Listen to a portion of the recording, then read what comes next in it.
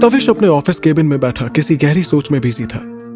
वो इंडिया वापस आ तो गया था, लेकिन उसे समझ नहीं आ रहा था कि वो अधीरा के कातिल को ढूंढे तो ढूंढे कैसे। सालों पहले जिस केस को कोई ठोस सबूत न मिलने के कारण बंद कर दिया गया था, अब 5 साल बाद उसके बारे में कोई क्लू मिलना इतना आसान नहीं था। और अगर इन सब को कोई आसान बना सकता है तो वो है आहान।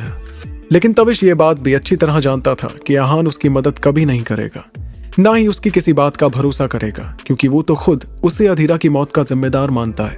इसलिए उसे जो कुछ करना होगा वो खुद ही करना होगा। उसे कैसे भी करके अधीरा के कातिल को ढूंढना होगा, और इसके लिए इंडिया आते ही अपने कुछ खास लोगों को अधीरा की मौत से जुड़ी चीजों का पता लगाने के लिए उसने कहा। वो अभी भी किसी गहरी सोच में ही खोया हुआ था कि तभी उसके केबिन का डोर नॉक हुआ। कम इन। तविश के इतना कहते ही उसका पर्सनल असिस्टेंट जॉन अंदर आया, जिसके हाथ में एक रेड फाइल थी। कुछ पता चला? तविश ने पूछा तो जॉन अपने हाथ में पकड़ी फाइल उसकी ओर बढ़ाता हुआ बोला, यस बॉस, यही वो फाइल है जो आपने हॉस्पिटल से मंगवाई थी। इस रिपोर्ट में साफ साफ लिखा है कि जब मिस अधीरा को हॉस्पिटलाइज किया गया था तब वो बुरी तरह जख्मी थी और 3 सर्जरी होने के बाद भी उनको बचाया नहीं जा सका। सीरियस हेड इंजुरी के कारण उनको ब्रेन डेड डिक्लेयर कर दिया था। और सबसे गौर करने वाली बात, इसमें यह भी लिखा है कि इस दौरान उनकी मेजर हार्ट सर्जरी भी हुई थी। जॉन ने जैसे ही अपनी बातों को पूरा किया तो तविश तुरंत ही उसके हाथ से फाइल लेकर उसके पन्ने पलटते हुए बोला, व्हाट? Heart surgery? बट अधीरा के तो सर में चोट लगी थी ना, फिर उसकी हार्ट सर्जरी क्यों हुई? और जहां तक मुझे पता है अधीरा को तो कोई हार्ट प्रॉब्लम नहीं थी, फिर हार्ट सर्जरी क्यों? बॉस, ये पता नहीं चल पा रहा है। इसमें बस हार्ट सर्जरी के बारे में लिखा है, क्यों हुई इसके बारे में नहीं। जॉन ने सर झुकाते हुए कहा, अगर पता नहीं है तो जाकर पता करो। मैंने कहा था ना, मुझे अधीरा की मौत से जुड़ी हर छोटी से छोटी चीज की भी जानकारी चाहिए। तविश गुस्से में बौखलाते हुए बोला। उसे यूं गुस्से में देख जॉन तुरंत बोला, बॉस, हमने काफी पता लगाने की कोशिश की, लेकिन हमें इससे ज्यादा कुछ पता नहीं चल पाया। मिस अधीरा की मौत से जुड़े सारे रिकॉर्ड्स हॉस्पिटल से गायब हैं। इनफैक्ट जिस डॉक्टर ने उनकी सर्जरी की थी उसने भी कुछ टाइम बाद इंडिया छोड़ दिया, और अब वो कहाँ है ये किसी को नहीं पता। ऐसा लगता है जैसे किसी ने जानबूझकर ये सब किया है। कोई है जो नहीं चाहता कि इस बात का किसी और को पता चले, और इन सब के पीछे किसी पावरफुल इंसान का हाथ है। जॉन की बात सुनकर तविश हैरान रह गया। वो सोचने लगा कि ऐसा कौन कर सकता है और क्यों? आखिरकार कौन हो सकता है इन सब के पीछे? कौन है जो अधीरा की मौत से जुड़े राज बाहर नहीं आने देना चाहता? क्या आहान ये सब जानता है कि अधीरा की मेजर हार्ट सर्जरी हुई थी? और अगर हुई थी तो क्यों? क्या कुछ ऐसा जो मेरी नजरों से छिपा हुआ है? इसका पता तो मुझे लगाना ही पड़ेगा, और इसका पता मुझे सिर्फ और सिर्फ एक ही जगह से मिल सकता है। ये सब सोचते ही तविश तुरंत अपनी चेयर से उठा और केबिन से बाहर निकल गया। दूसरी तरफ एसआर को पिक करने के लिए हैप्पी जैसे ही रॉय मैंशन पहुंचा, वो एसआर को ऊपर से नीचे तक देखकर उसके गले से चिपकते हुए बोला, एसआर मेरे दोस्त, मेरे भाई, मुझे बहुत खुशी है कि तू अब तक बिल्कुल सही सलामत और सिंगल पीस में है मेरे दोस्त। मतलब तूने सही कहा था कि हर लड़की वानी नहीं होती। हाँ, क्योंकि कुछ लड़कियां वानी से भी ज्यादा खतरनाक होती हैं, जो बीच सड़क पर आपको भिखारी बना सकती हैं। और तू कमीने, तेरे जैसे दोस्त तो भगवान दुश्मन को भी ना दे। भूल गया वो दिन जब बचपन में मैंने तेरे लिए टीचर से मार तक खाई थी? जिसने तुझे एक मारा, मैंने मार मार कर उसका भरता बना दिया। और एक तू है, तू कल वहां मुझे अकेले उस मुसीबत के साथ छोड़कर भाग कैसे गया? तू मेरा दोस्त कैसे हो सकता है? एसआर उसे खुद से दूर झटक कर गुस्से से घूरते हुए बोला। एसआर को इतने गुस्से में रोता देख हैप्पी तुरंत ही कुछ बहाना सोचकर हकलाते हुए बोला, एसआर मेरे दोस्त, ये तूने क्या कह दिया मेरे दोस्त? मुझे दिल का दौरा न पड़ जाए मेरे दोस्त। तेरे लिए तो मेरी जान भी हाजिर है, मेरा क्यूटू, मेरा गोलू, मेरा मोलू। मैंने तो तुझे पहले ही वार्न किया था कि वो लड़की नई मुसीबत है, पर तूने मेरी बात नहीं मानी, और मैं तुझे मुसीबत में छोड़कर भागा नहीं था मेरे भाई, बल्कि मैंने तो तुझे एक बड़ी मुसीबत से बचाया था। ओह अच्छा, तो तूने मुझे मुसीबत से बचाया? जरा मैं भी तो सुनूं। बीच सड़क पर मुझे अकेले उस चोरनी के साथ छोड़कर तूने मुझे कौन सी बड़ी मुसीबत से बचाया? बता बता। एसआर ने अपनी एक आईब्रो ऊपर चढ़ाते हुए पूछा तो हैप्पी तुरंत ही गाड़ी की तरफ इशारा करते हुए बोला, गाड़ी मेरा भाई, गाड़ी तेरे 7 करोड़ की चमकती हुई डायमंड लगी गाड़ी। मैंने तेरी 7 करोड़ की गाड़ी चोरी होने से बचाई मेरे भाई। अब पप्पी मत लेना मेरी। सोच, अगर मैं उस गाड़ी को लेकर नहीं भागता तो वो चोरनी ये गाड़ी भी हमसे छीन कर ले जाती जो तूने कल ही ली थी। और फिर जब तेरे आहान भाई तुझसे पूछते तो तूने क्या जवाब देता कि जिनके तो दिल लूटता है उन्हीं में से एक ने बीच सड़क पर तेरी गाड़ी लूट ली। हाँ पापा, ये नहीं हो सकता तेरे साथ।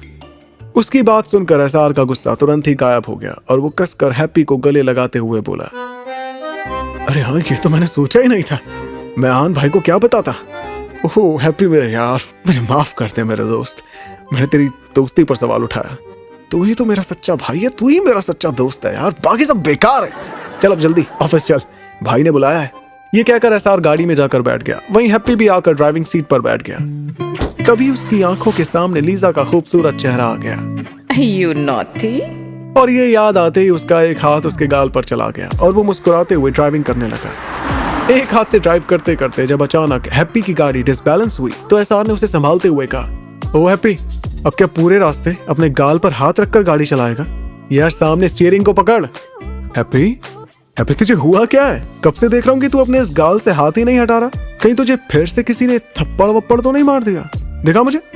ये कहकर एसआर ने जैसे ही उसका हाथ उसके गाल से हटाना चाहा तो वो तुरंत ही पीछे होते हुए बोला, ना ना ना ना, छूना नहीं एसआर, इसमें अभी भी उसका एहसास बसा हुआ है मेरे यार, तेरे हाथ लगाने से गायब हो जाएगा। है? किसका? तू किसकी बात कर रहा है?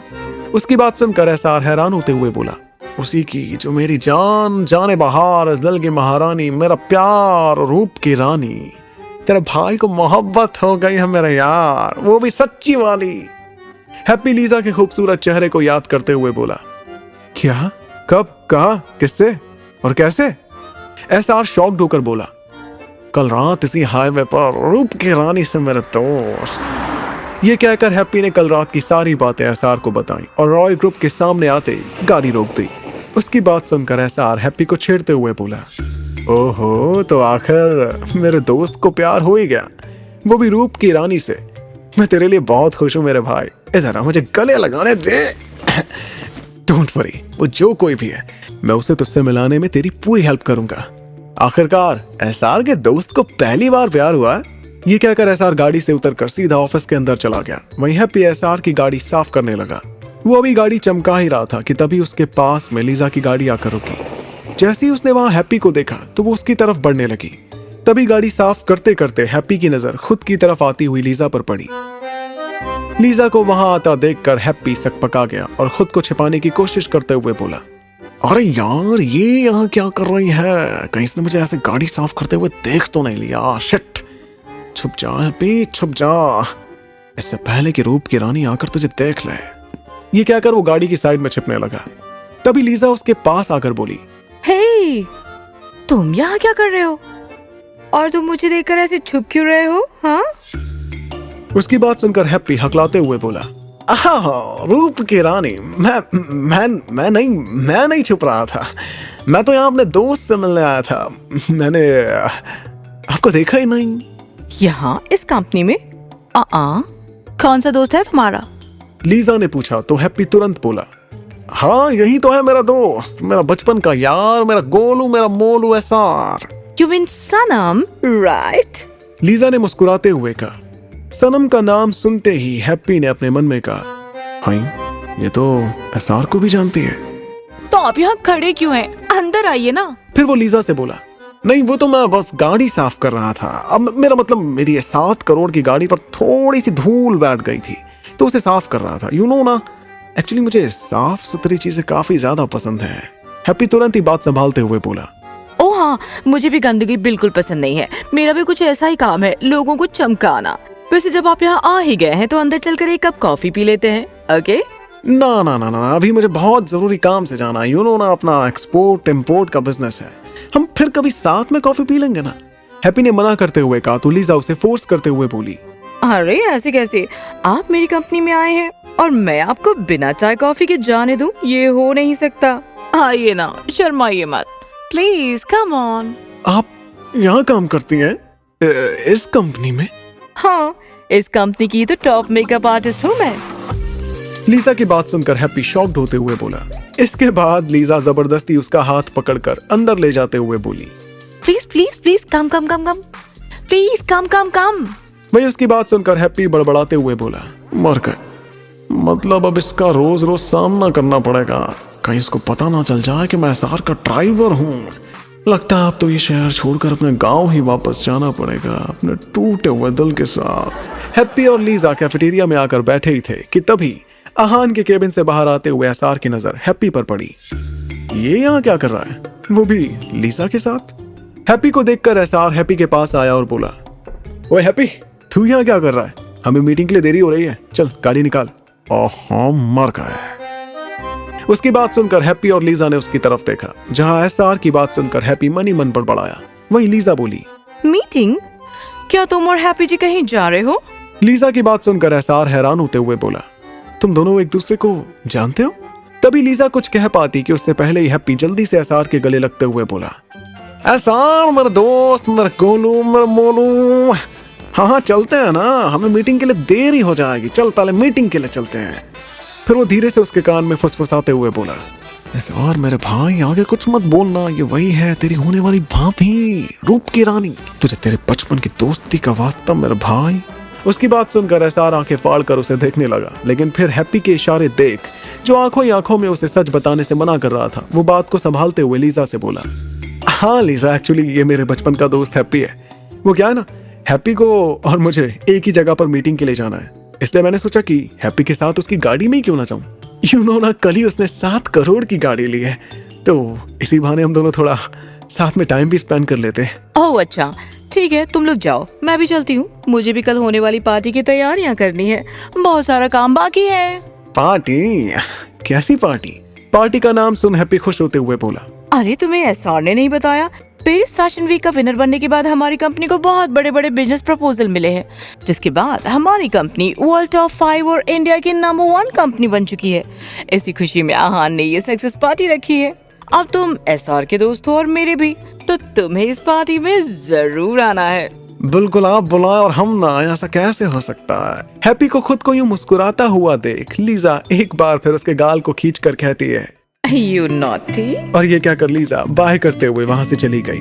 वही हैप्पी तो अभी भी जाती हुई लीजा को देखकर मुस्कुरा ही रहा था, और उसका एक हाथ अभी भी उसके गाल पर ही था कि तभी एसआर उसका मुंह खुद की तरफ घुमाते हुए बोला, अबे पूरी दुनिया में तुझे एक लीजा ही मिली थी प्यार करने को? लीजा यार, लीजा है वो, सारी जिंदगी इसके नखरे उठाते उठाते मर जाएगा मेरे भाई। तुझे पता भी है, धूप में निकलते ही उसके चेहरे पर अगर एक पसीने की बूंद भी आ जाए ना, तो वो तुरंत मेकअप करने लगती है। पता नहीं अब तेरा क्या होगा। कोई बात नहीं मेरे भाई, तेरा ये भाई हैप्पी उसके सारे नखरे भी उठा लेगा, बस वो एक बार हाँ तो कह दे मेरे दोस्त, जब प्यार किया तो डरना क्या। हैप्पी लीजा के ख्यालों में खोते हुए बोला, हाँ जब ओखली में सर दे ही दिया तूने तो मूसल से क्या डरना। मुझे ना ये लाइन, ये इश्क नहीं आसान एक आग का दरिया है और डूब के जाना है, तेरी लव स्टोरी में ना एकदम सच होती हुई दिख रही है। चल अब उसके ख्यालों से बाहर आ और चल मीटिंग के लिए, अगर लेट हुए ना तो भाई मुझे नहीं छोड़ने वाले। ये कहकर एसआर खींचते हुए हैप्पी को ऑफिस से बाहर ले गया।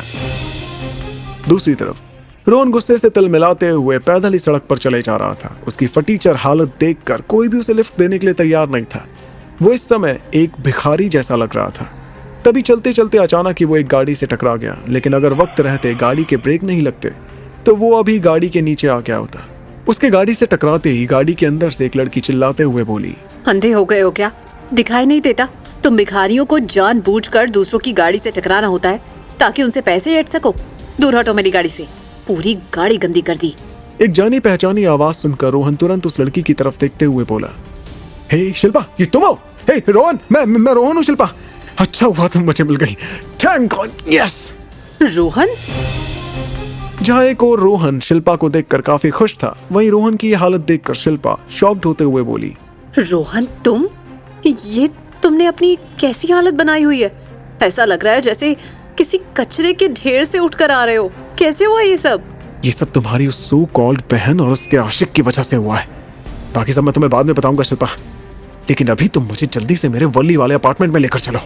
रोहन गुस्से से दांत पीसते हुए बोला, हाँ, मैं चलती हूँ ना तुम्हें लेकर, लेकिन तुम इस हालत में गाड़ी में कैसे? शिल्पा ने नाक सिकोड़ते हुए इतना कहा ही था कि तभी रोहन गुस्से से चिल्लाते हुए बोला, तुम्हें मुझसे ज्यादा अपनी इस बेकार सी गाड़ी की पड़ी है? ऐसी 10 गाड़ियां ना मैं तुम्हें यूं चुटकी में दिलवा सकता हूँ, समझी तुम? हालांकि रोहन की हालत देखकर शिल्पा उसे अपनी कार में बिठाना तो नहीं चाहती थी, लेकिन वो जानती थी कि रोहन अभी उसके लिए बहुत काम की चीज है।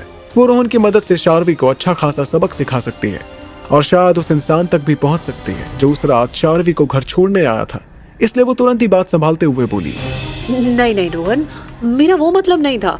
मैं तो बस ये कह रही थी, तुम्हारी हालत कुछ ठीक नहीं है ना, मतलब काफी चोट भी लगी है तुम्हें, तो तुम ना गाड़ी की बैक सीट पर बैठ जाओ ताकि तुम आराम से बैठ सको। मैं अभी तुम्हें तुम्हारे अपार्टमेंट में लेकर चलती हूँ। ये कहकर शिल्पा ने गाड़ी का बैक डोर ओपन किया और रोहन को गाड़ी में बैठने के लिए कहा। रोहन के गाड़ी में बैठते ही उसने कार रोहन के वली वाले अपार्टमेंट की तरफ मोड़ ली।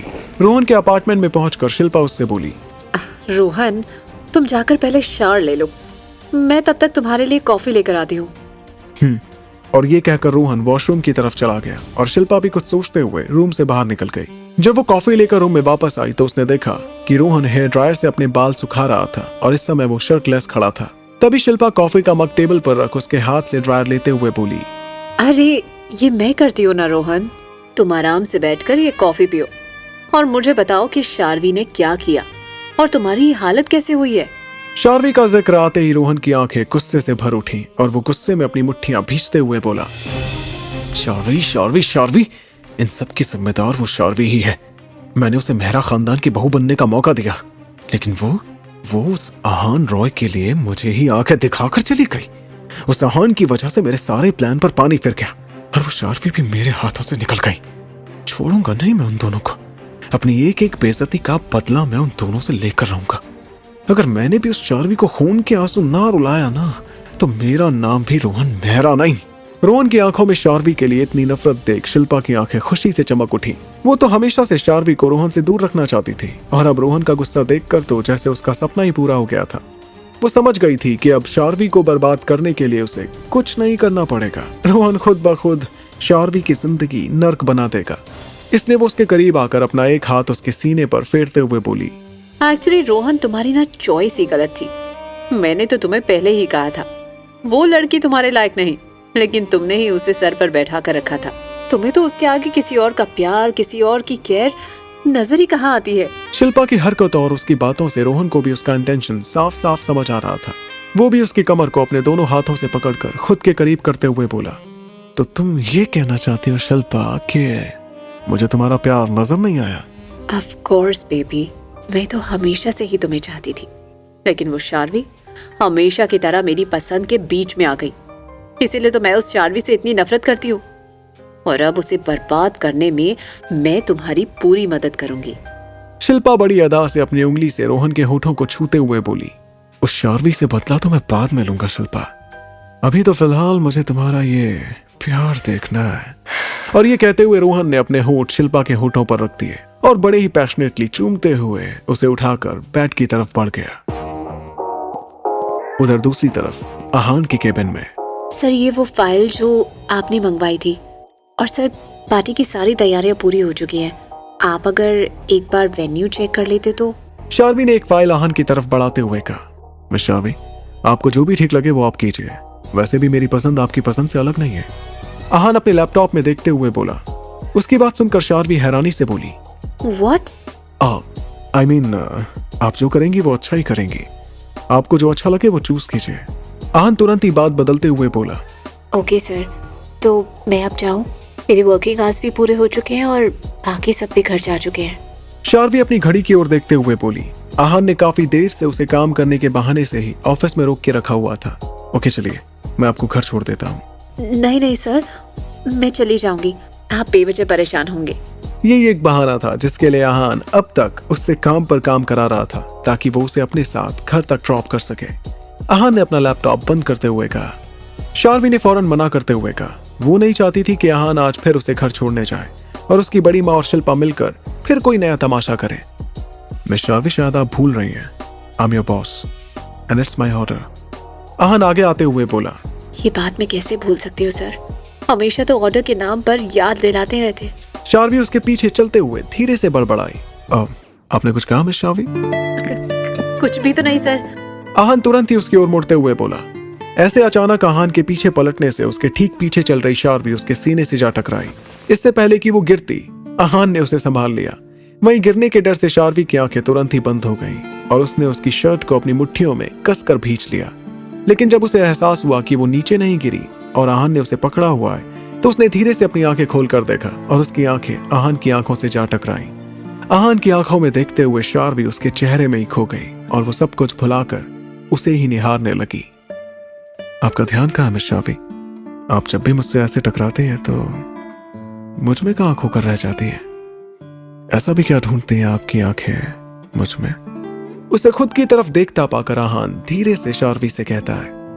ये सुनकर शार्वी तुरंत ही हड़बड़ाकर उससे दूर होते हुए कहती है, वो मुझे देर हो रही है। और ये कहकर वो तुरंत ही केबिन से बाहर भाग गई। लिफ्ट के पास आते ही जैसे ही शार्वी ने डोर ओपन करने के लिए हाथ आगे बढ़ाया, वैसे ही पीछे से आहान का हाथ भी आगे आया, जो ठीक इस वक्त उसके पीछे खड़ा था। ये देखकर शार्वी ने अपना हाथ नीचे कर लिया। सर पहले आप। नहीं, पहले आप मिस शार्वी। नहीं सर, पहले आप। शार्वी आहान की तरफ देखते हुए बोली। फाइनली आहान ने उसके लिए डोर खोला और अंदर चला गया और उसके अंदर जाते ही शार्वी भी लिफ्ट के अंदर आ गई और आहान की तरफ पीठ करके खड़ी हो गई। दोनों इस वक्त खामोश खड़े थे क्योंकि शार्वी इस समय काफी शर्मा रही थी। अभी लिफ्ट को चले हुए कुछ सेकंड ही हुए थे कि अचानक ही लिफ्ट बीच में ही अटक गई।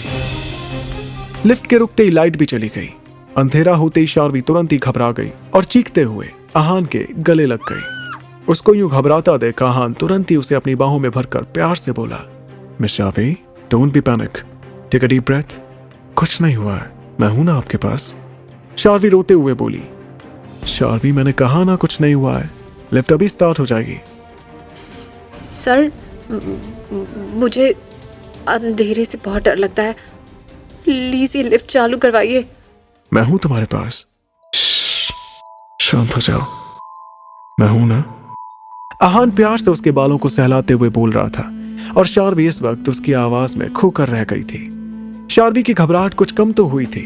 आहान के इतने करीब आते ही उसका सारा डर एक पल के लिए जैसे कहीं गायब हो गया और वो उसके सीने से लगे हुए अपनी आंखें बंद कर उसकी धड़कनों को साफ सुन पा रही थी और वो अपने दिल को भी इस वक्त तेजी से धड़कता हुआ महसूस कर सकती थी।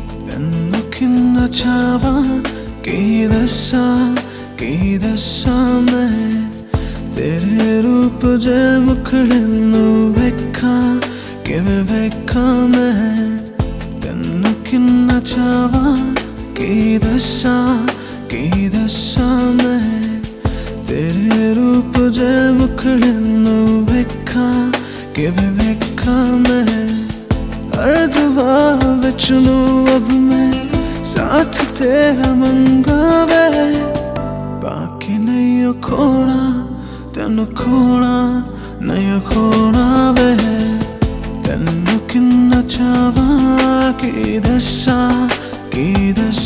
मैं। और इस बीच कब लिफ्ट स्टार्ट हुई उसे पता ही नहीं चला।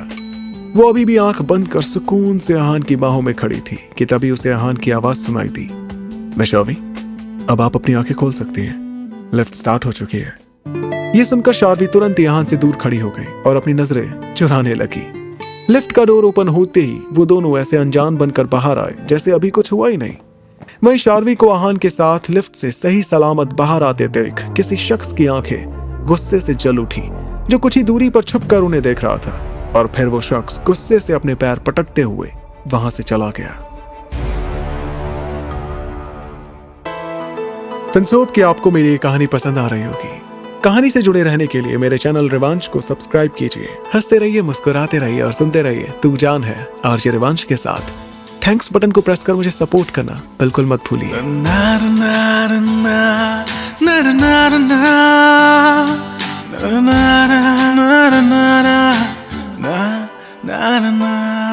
एहसास तेरा हर पल साथ है, अब तू ही जिंदगी है, तू जान है।